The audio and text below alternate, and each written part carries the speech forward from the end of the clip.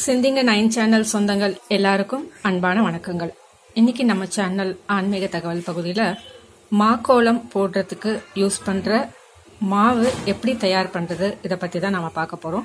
பொதுவா இந்த மாக்கோலம் அப்படின்றது எல்லா விசேஷ நாட்கள்லயும் வாசல்ல மற்றும் பூஜை அறையில மனையில இந்த மாதிரிலாம் போடலாம். அது இல்லாம நலங்கு சீமந்தம் இந்த மாதிரியான ஃபங்க்ஷன் இதுக்கும் நாம யூஸ் பண்ணிக்கலாம்.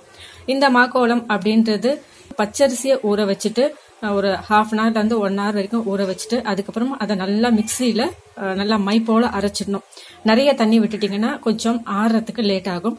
திட்டமா தண்ணி விட்டு கரெக்டா அரைச்சி நம்ம எடுத்துட்டோம்னா அதை உடனே நம்ம மாக்கோலம் போட யூஸ் பண்ணிக்கலாம். கொஞ்சம் தண்ணியா போட்டீங்கன்னா ஆறிட்டு அதுக்கப்புறமா நம்மளுக்கு பளிச்சுன்னு தெரிய ஆரம்பிக்கும். இப்போ நான் 2 ஸ்பூன் பச்சரிசி எடுத்து ஊற வச்சிருக்கேன். இந்த 2 ஸ்பூன் பச்சரிசியை நான் ஒரு அந்த அரிசி முழுகிற அளவுக்கு ஒரு 1 hour ஊற வச்சிருக்கேன். இதை இப்போ நான் மிக்சி ஜார்ல நல்லா அரைச்சிட்டு அதுக்கப்புறமா நம்ம அதை எப்படி மாக்கோலம் போட்டதுக்கு யூஸ் பண்றோம் அதை தான் நம்ம பார்க்க போறோம்.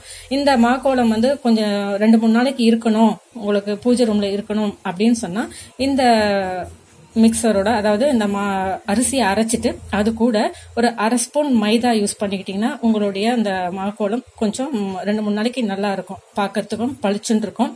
இப்போ நான் அரிசியை மட்டும் தான் ஊற வச்சிருக்கேன். அதை மட்டும் அரைச்சிட்டு எப்படி நம்ம மாக்கோலம் போடுறது அப்படின்னு பார்க்கலாம். அதுக்கு துணி ஒன்று இந்த மாதிரி காட்டன் துணி எடுத்துக்கோங்க. அப்படி இல்லை பஞ்சு இருந்தாலும் பஞ்சும் எடுத்துக்கலாம். ஏன்னா நம்ம அந்த மாக்கோலத்துக்கு டிப் பண்ணிட்டு நம்ம இப்படி கையில புழிஞ்சுதான் அந்த கோலத்தை போட போறோம்.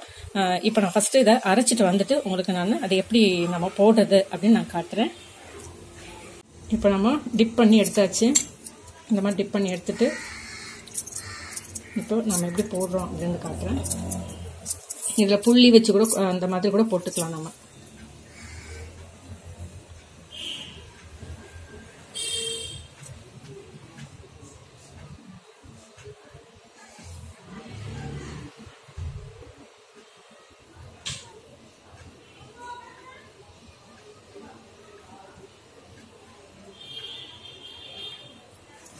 இது ஆறுனதுக்கு அப்புறமா நல்லா பிரைட்டா தெரியும். இப்போ நீங்க சைட்ல இந்த பார்டர் அந்த மாதிரிலாம் போடுற மாதிரி அப்படி இருந்தா இந்த மாதிரி போடலாம். இந்த 2 விரல் யூஸ் பண்ணி போடணும். இந்த 2 விரல் யூஸ் பண்ணி இந்த பார்டருக்கு போடணும்.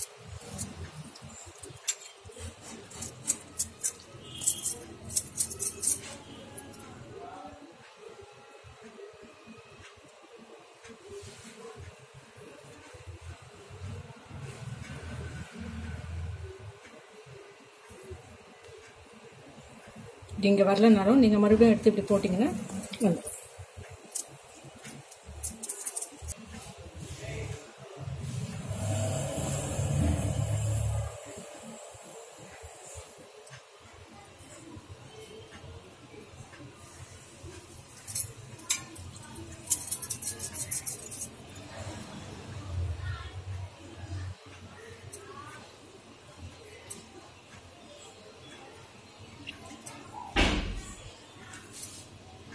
இதை புழிஞ்சிட்டே வரும்போது உங்களுக்கு அந்த மாவு நல்லா ஈஸியா வரும். உங்களுக்கு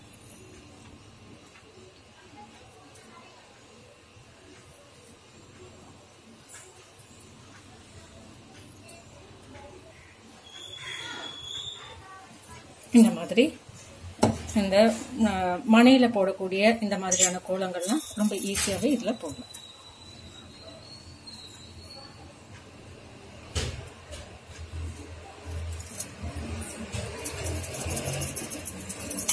இதுவும் ஒரு பார்டர் கோலம் தான்.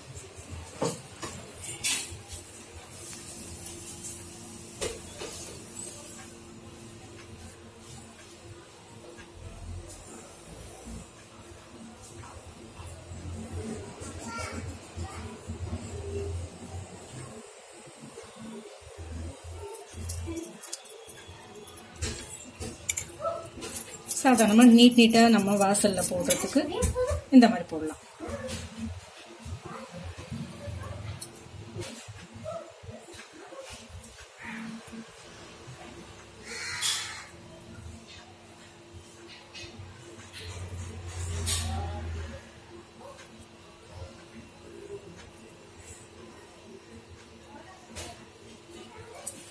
இந்த மாதிரி இந்த மா கோலம் எப்படி வேணாலும் நம்மளோட புளி வச்சோ அல்லது கம்பி கோலமாகவோ எப்படி வேணாலும் நம்ம இதை போடலாம்.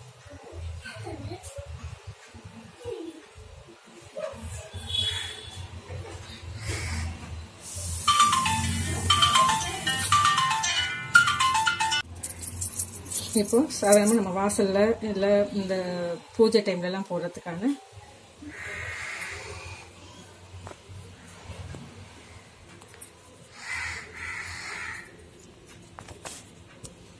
எல்லாருமே இந்த கோலம் வந்து ரொம்ப ஈஸியாக போடக்கூடியது தான் இந்த மாக்கோலம்.